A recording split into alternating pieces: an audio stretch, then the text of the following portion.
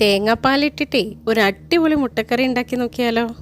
അതിനായി ഒരു ചൂടായ കടായിലോട്ട് 2 ടേബിൾ സ്പൂൺ എണ്ണ, 1/4 ടീസ്പൂൺ മഞ്ഞൾപ്പൊടി, 1/4 ടീസ്പൂൺ മുളക് പൊടി, 1/4 ടീസ്പൂൺ ഉപ്പ്, 1/4 ടീസ്പൂൺ പെപ്പർ പൗഡറും കൂടി ഇട്ട് ഒന്ന് ലൈറ്റായി ഇളക്കിയിട്ട് വേവിച്ച് വെച്ച മുട്ട ആഡ് ചെയ്ത് കൊടുക്കാം. എന്നിട്ട് ലൈറ്റായി ഫ്രൈ ചെയ്തിട്ട് ഇതേപോലെ വേറൊരു പാത്രത്തിൽ മാറ്റി വെക്കാം. എണ്ണയിൽ തന്നെ 1 ടീസ്പൂൺ പെരിഞ്ജീരകം ഇടുക. പിന്നെ 2 ഉള്ളി പേസ്റ്റാക്കി എടുത്ത് ആഡ് ചെയ്ത് കൊടുത്തിട്ട് നല്ലപോലെ വഴറ്റിയെടുക്കുക.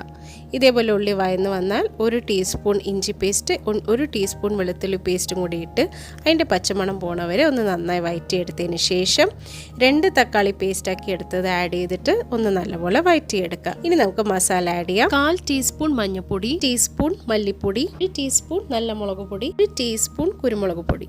ഇനി നല്ലപോലെ വഴറ്റി മസാലയുടെ പച്ചമണം പോയി കഴിഞ്ഞ് കഴിഞ്ഞാൽ ഒരു 1/2 ഗ്ലാസ് വെള്ളം ഒഴിച്ചു കൊടുക്കാം. മസാല അടിപിടിക്കാണ്ടിരിക്കാൻ വേണ്ടിയിട്ടാണ്. എന്നിട്ട് 1 മിനിറ്റ് ഇളക്കുക. എന്നിട്ട് നമുക്ക് ഇതിനെ അടച്ച് വേവിക്കാം.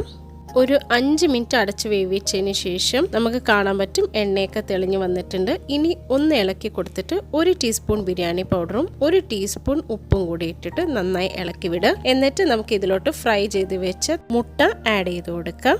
കൂടെ 1 കപ്പ് തേങ്ങാപ്പാൽ, കൂടെ കുറച്ച് വെള്ളം കൂടി ഇട്ട് കൊടുത്തിട്ട് നന്നായി നമുക്ക് ഇളക്കി കൊടുക്കാം. മസാല മുട്ടയിലൊക്കെ പിടിക്കണ വരെ ഒന്ന് ഇളക്കി കൊടുക്കുക. ശേഷം കുറച്ച് മല്ലിയിലയും കൂടി ഇട്ട് കഴിഞ്ഞ് കഴിഞ്ഞാൽ നമ്മുടെ അടിപൊളി തേങ്ങാപ്പാലിട്ട മുട്ടക്കറി തയ്യാറായി.